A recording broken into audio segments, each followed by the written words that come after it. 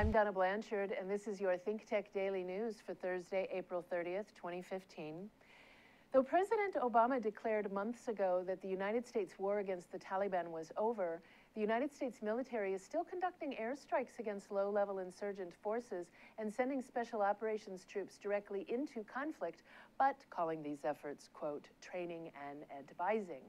Administration officials say that the troops' role is strictly counterterrorism, defined as tracking down the remnants of al-Qaeda and other global terrorist groups, and training and advising the Afghan security forces who have assumed the bulk of responsibility there.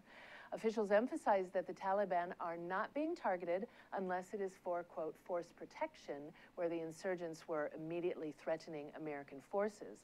In reality, insurgents have continued to make gains against struggling government forces, and the American military has begun to use its wide latitude to continue drone airstrikes and stretch parameters publicly defined by the White House.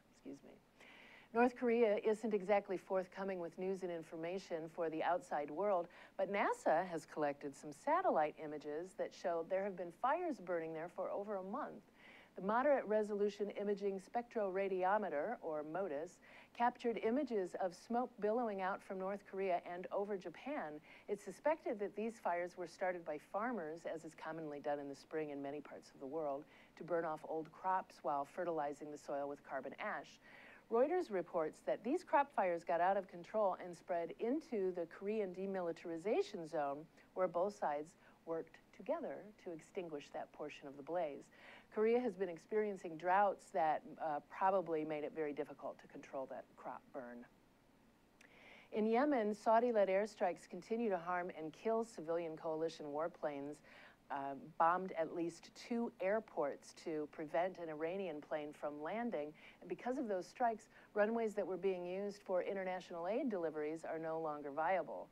The New York Times reports today that of the more than 1,000 people who have died since the bombing began 5 weeks ago, most have been non-combatants, killed in airstrike-flattened houses, by mortar shells launched into residential neighborhoods, or by snipers picking off those who dare to brave the streets.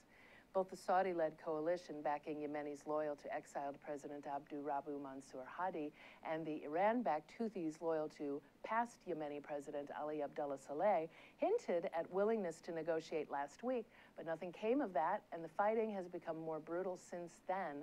More than 30,000 people have been displaced. Food, water, fuel, and medicine are scarce, and lack of electricity is causing hospitals to close. Well, it's sunny and beautiful in Hawaii, and spring is on its way to the northern hemisphere, and I just wanted to make sure I ended with some good news today. Donna Blanchard, ThinkTech Daily News. Ahui ho.